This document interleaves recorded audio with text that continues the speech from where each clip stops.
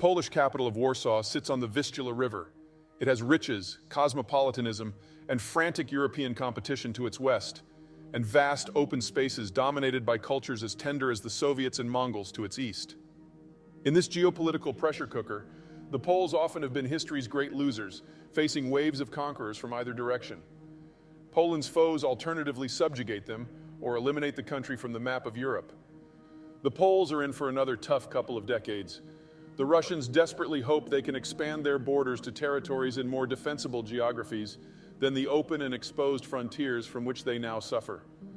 The westernmost edge of Moscow's perceived ideal security zone cuts right through Warsaw. The Germans, rightly, fear that they are on the verge of having to fight for markets, energy, and security in a manner than they have not had to for the past 7 decades. Regardless of how the Germans choose to deal with their burgeoning problems, nearby Warsaw, willing or not, will feature large in the solution.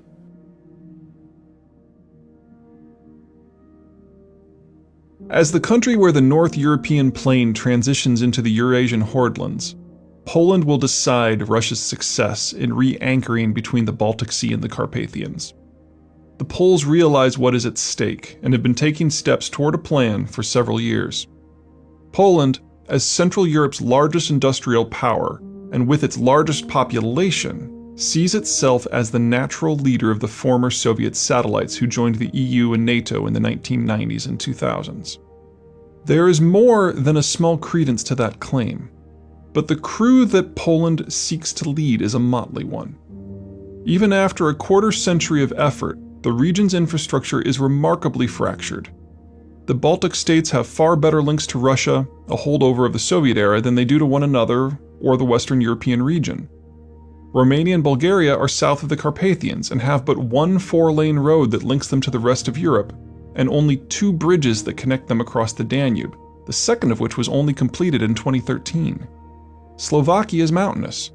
Hungary is really only linked to Austria, and even that connection is pinched by the Vienna Gap. Poland, somewhat ironically, has the best infrastructure linkages of the lot, but those connections are largely due to its position on the North European plain, which in turn ties it directly to both Germany and Russia, the 2 powers that Warsaw is most concerned about. Making matters worse, nearly all of the former satellites are dependent upon the Russians for both oil and natural gas.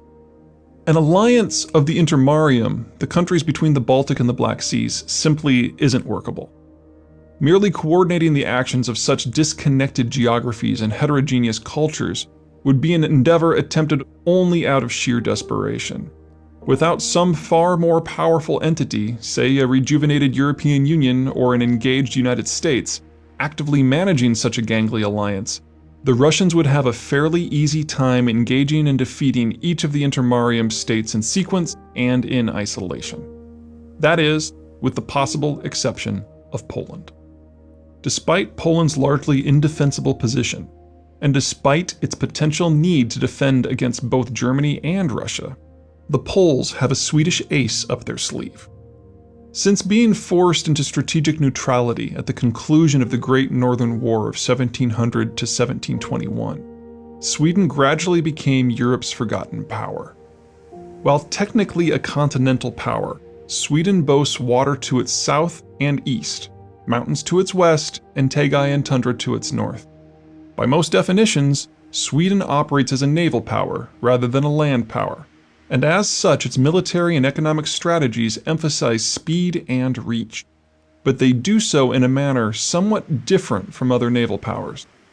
Oceanic-oriented cultures like England and Japan were made famous because they became experts harnessing the wind to cover vast distances over open seas.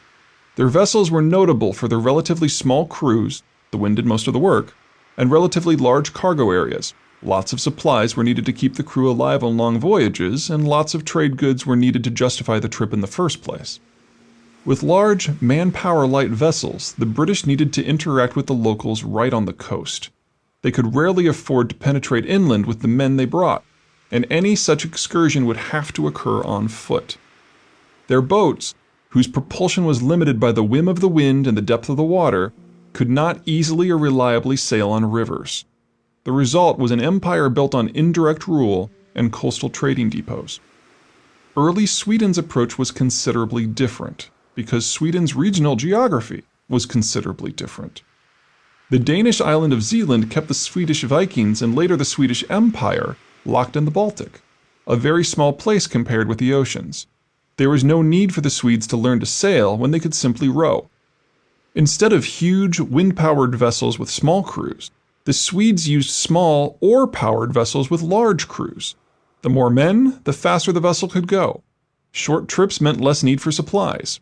Whereas the British made landfall with small, scrawny, scurvy-ridden landing parties eager to trade, the Vikings made landfall with large, strapping warriors eager to satisfy more basic instincts.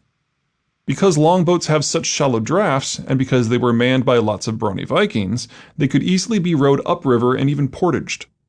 Unique among the naval powers, the Swedes punched deep inland and even showed up as far away as Constantinople from time to time. This more direct approach is still reflected in Swedish strategy. Its military remains remarkably amphibious, and its defense industry depends upon no external power. Its economic relationships are direct and deep, seeking full ownership, in contrast to the Anglo preference of involvement via minority share purchases. But Sweden remains undeniably maritime, valuing trade and financial connections over the hardwired infrastructure and military links of land-based powers.